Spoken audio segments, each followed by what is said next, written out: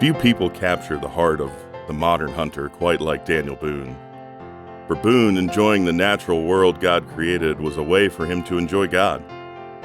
He believed every good gift came from a good father. That's why he famously said, "All you need for happiness is a good gun, good horse, good wife." It's hard to disagree with that simple outlook. Boone was born on October 22, 1734, in a log cabin in Pennsylvania. By the age of 12, he was a skilled hunter who'd found great success in the woods. So much so that by the age of 13, his dad trusted him enough to forge a rifle for him. He couldn't understand why anyone would want to be a farmer when they could be a hunter. Boone's parents were Quakers, so he was raised with strict rules that he struggled to obey. One evening, he and a close friend by the name of Henry Miller crept out of the family cabin, borrowed a horse, and rode to a nearby town where they danced and sampled the local hard cider. On their ride home in the wee hours of the morning, they tried to jump a cow that was bedded in a pasture. Startled by the sound of a fast-approaching horse, the cow stood up, causing the boys to be thrown from the back of their horse. The boys escaped with only a few cuts and scrapes, and Daniel's dad never did quite figure out how his horse had died. Later in 1768, Boone made his first scouting trip into the wilderness of Kentucky to hunt.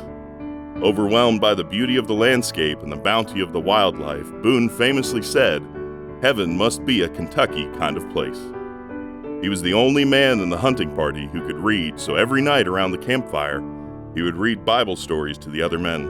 He would later claim that his greatest accomplishment in life was baptizing all 10 of his children. The Indians were impressed with Boone's hunting prowess and nicknamed him Big Turtle because he was a short and strong man.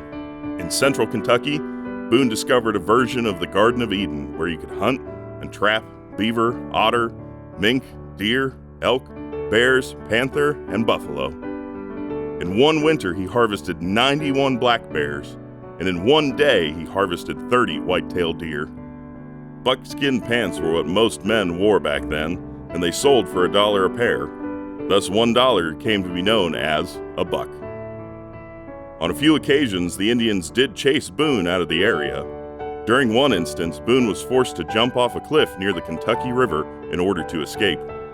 He landed on the top of a maple tree, smacking nearly every branch until he hit the ground 60 feet below. Battered and bruised, he jumped in the river and swam to freedom.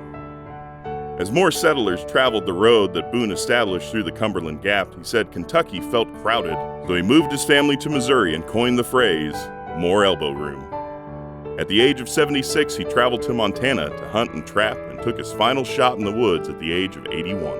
In a moment of reflection towards the end of his life, he told his son, "The religion I have is to love and fear God, believe in Jesus Christ, do all the good to my neighbor that I can, do as little harm as I can, and trust God's mercy for the rest."